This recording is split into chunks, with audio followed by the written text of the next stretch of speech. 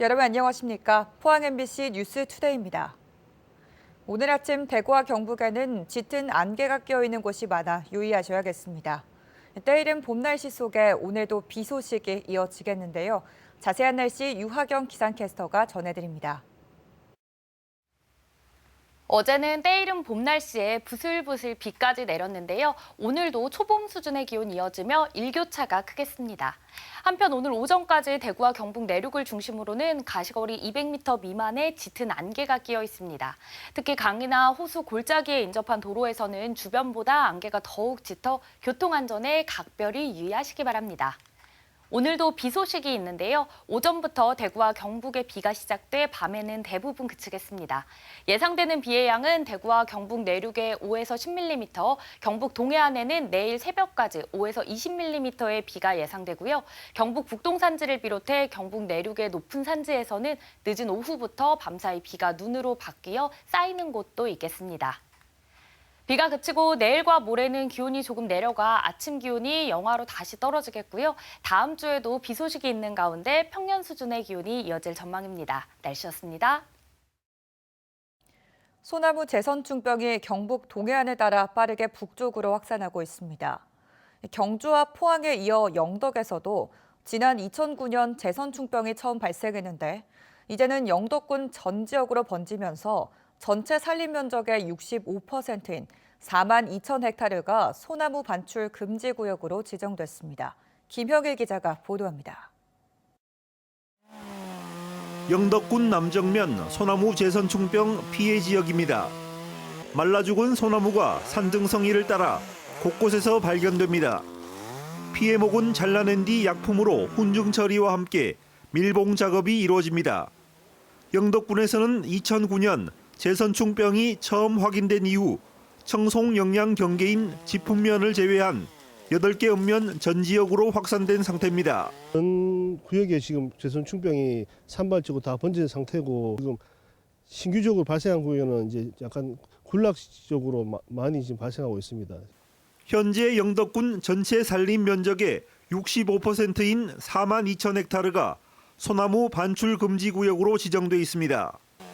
영덕군은 올해 초 55억 원의 예산으로 3만 그루의 피해목을 제거할 계획인데 밀집 피해지가 많고 확산 속도가 빨라 재선충 방지에 어려움을 겪고 있습니다. 지금 산림 면적의 한 65%가 지금 재선충 반출 금지구역 지정이 되어 있고요. 이 방대한 면적을 방지하기에는 사실은 자치단체의 힘으로는 상당히 부족한 부분이 있기 때문에 국가에서 이런 방지하는데 보조를 좀 해주지 않으면 상당히 좀 어려운 점이 있습니다.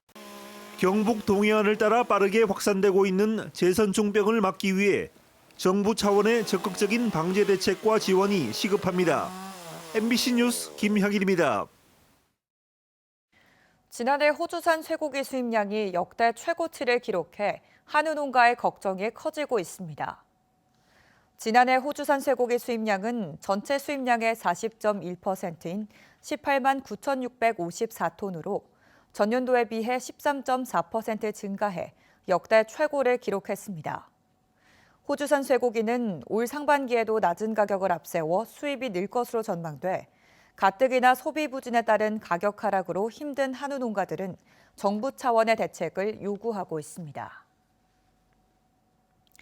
포항시가 영일대 해수욕장 인근에 전시 컨벤션 센터를 짓기로 했는데요.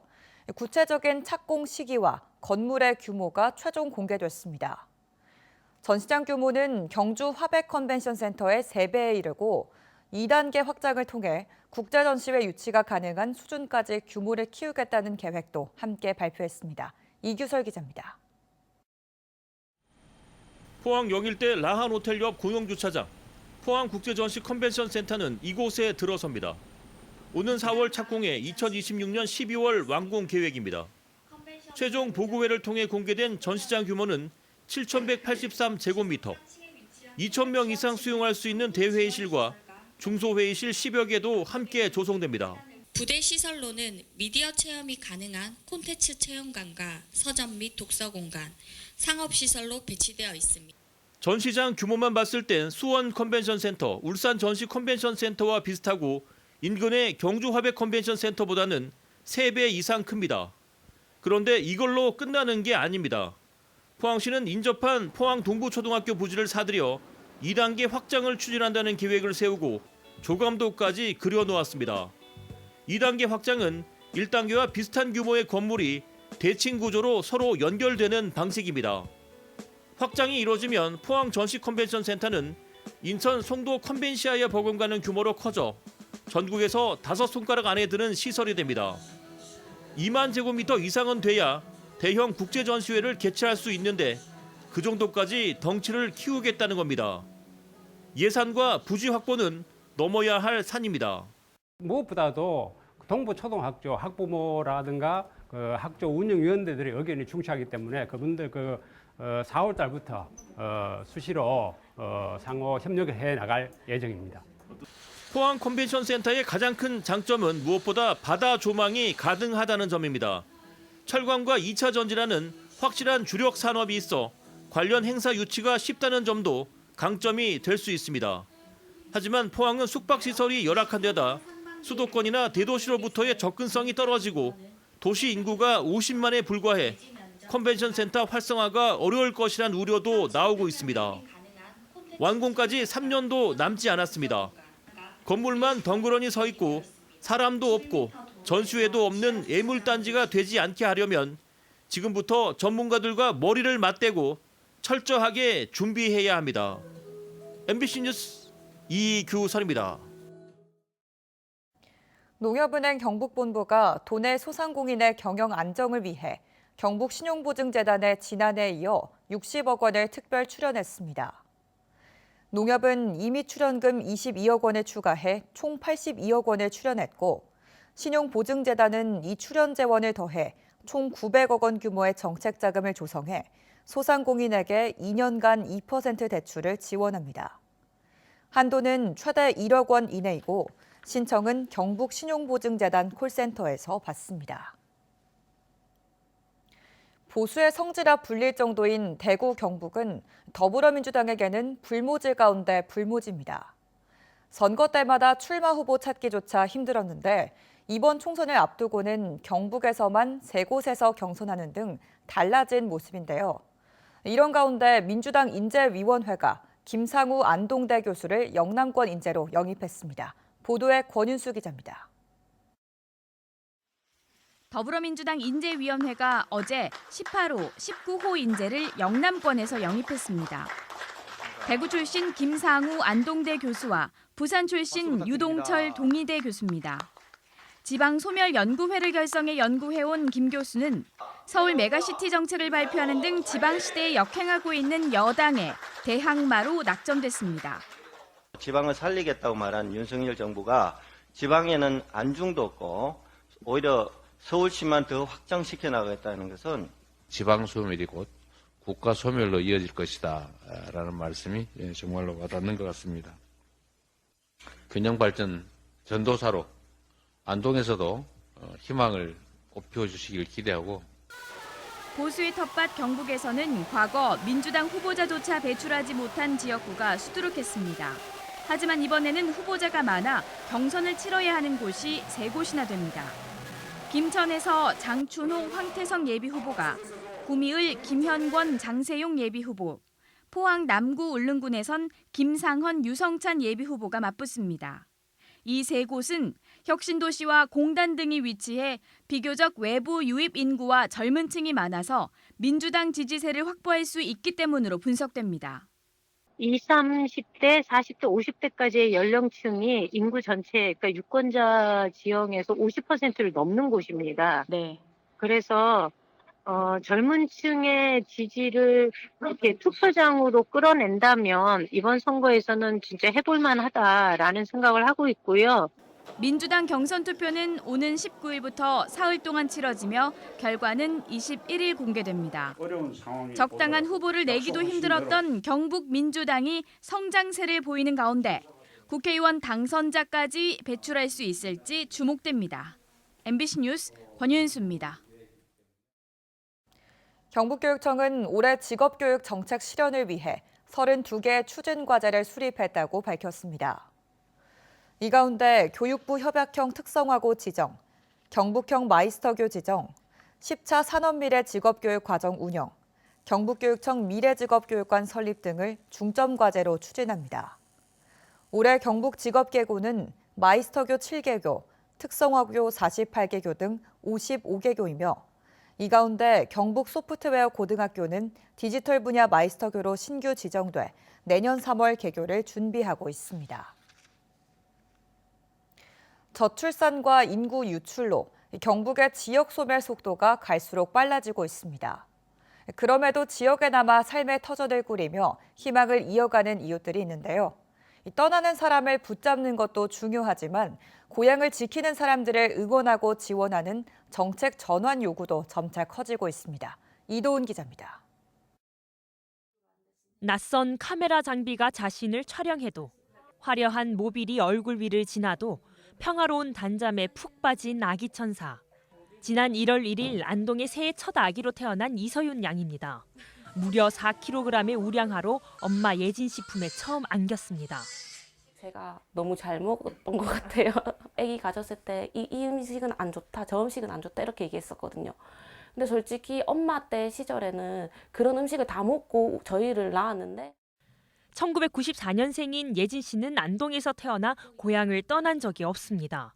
직장도 안동의 한 병원에서 자리 잡은 지 벌써 9년째. 대구에 직장이 있는 남편을 만났지만 서윤이의 출생 신고는 안동으로 했습니다. 공부를 못하고 남보다 뛰어나지 못해도 건강하고 튼튼하게만 잘 자라줬으면 좋겠어요. 둘째도 계획 중인데 역시 안동에서 키울 생각입니다. 일상 속에서 안동의 하회마을, 원령교 같은 멋진 풍광을 누렸던 유년기 추억을 아기와 함께 나누고 싶은 마음이 커섭니다. 하지만 최근 부쩍 고향을 등지는 사람들이 늘어나는 듯해 불안한 마음이 큽니다. 특히 지자체마저 떠나는 사람들 붙잡고 오는 사람들 환영하는 데 혈안인 모습을 지켜보면서 왠지 모를 소외감, 서운함이 불쑥불쑥 찾아오곤 합니다. 산모와 아기가 좀 편안하게 좀 즐길 수 있는 문화센터 그런 게 조금 부족한 것 같아요. 그 보건소에서 그런 프로그램을 하긴 하거든요. 근데 또 직장 다니는 산모 같은 경우에는 그런 프로그램을 참여를 못 해요. 지역 소멸을 막기 위한 정책이 1년에도 수십 개씩 쏟아지는 요즘. 예진 씨는 단기적인 출산 지원책을 넘어 지역을 떠나지 않는 사람들, 특히 아이들에게 지원책들이 더 집중돼야 한다고 말합니다. 학교도 또보기가 커가면서 이제 또 사라질 수 있잖아요. 근데 지금 안동에는 초등학교가 몇 개가 없어요. 그래서 그런 것 때문에 약간 저출산 시대인데 시에서 지원을 해주면은 안동시에 좀 남아있지 않을까 싶은 생각이 들어요. 안동에서 자라 아이까지 낳은 예진 씨의 올해의 꿈은 서윤이가 무사히 걸음마를 떼면 원룡교를 함께 산책하는 겁니다. 학생 시절 오가던 고향의 정든 풍경을 내 딸도 계속 좋아했으면 한다는 예진 씨. 어쩌면 고향을 지키며 희망을 키우는 우리 이웃들의 소박한 바람일지도 모릅니다. MBC 뉴스 이도훈입니다. 경주시가 인구 감소 위기 극복을 위해 TF팀을 구성하고 본격적인 대응 전략 마련에 나섰습니다.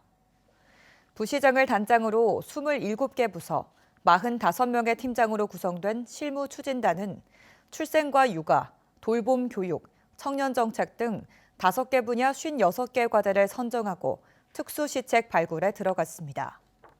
한편 경주시는 지방소멸 대응기금을 활용해 문무해양 워케이션 빌리지와 귀농귀촌 체류시설인 웰컴팜하우스 조성 등을 추진하고 있습니다.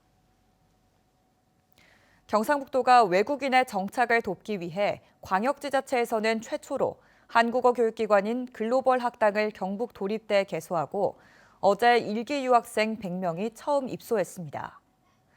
경북 글로벌 학당에서는 27개국 680명의 유학생과 노동자에 대한 한국어 교육, 외국인 정책, 생활 정보 등을 안내하고 산업 현장도 방문할 예정입니다. 경북도는 향후 일자리 연결 등 정주 지원을 통한 외국인 공동체를 조성하고 수료자에게는 비자 발급 인센티브도 지원할 계획입니다. 정부의 의대 정원 2,000명 증원에 반발해 의료계가 집단 휴진 움직임을 보이는 가운데 경상북도는 비상진료상황실을 가동하고 진료 공백 최소화에 나섰습니다. 포항 성모병원 등 도내 권역 응급의료센터 3곳에 재난의료지원팀을 편성해 다수 인명피해 발생에 대비하기로 했고, 공공의료기관 6곳과 보건기관 500여 곳의 진료 시간을 연장하는 방안도 검토 중입니다.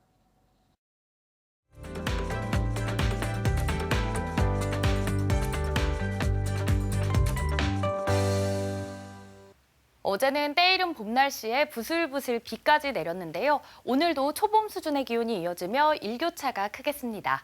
한편 오늘 오전까지 대구와 경북 내륙을 중심으로는 가시거리 200m 미만의 짙은 안개가 끼어 있습니다. 특히 강이나 호수 골짜기에 인접한 도로에서는 주변보다 안개가 더욱 짙어 교통안전에 각별히 유의하시기 바랍니다. 오늘도 비 소식이 있는데요. 오전부터 대구와 경북에 비가 시작돼 밤에는 대부분 그치겠습니다.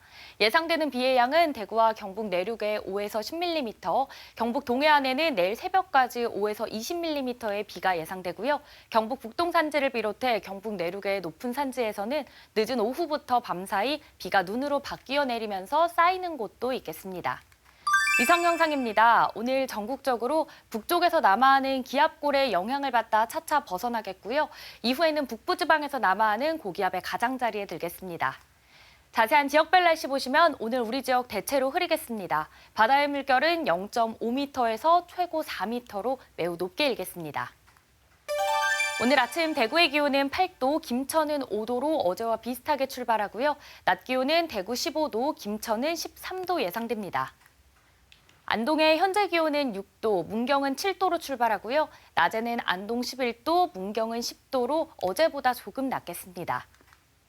포항의 현재 기온은 11도고요. 낮 기온은 16도 전망됩니다. 비가 그치고 내일과 모레는 아침 기온이 영하권으로 내려가겠고요. 다음 주에도 비 소식이 있는 가운데 기온은 평년 수준을 이어지겠습니다. 날씨였습니다. 이상으로 포항 MBC 뉴스투데이를 마칩니다. 시청해주신 여러분 고맙습니다.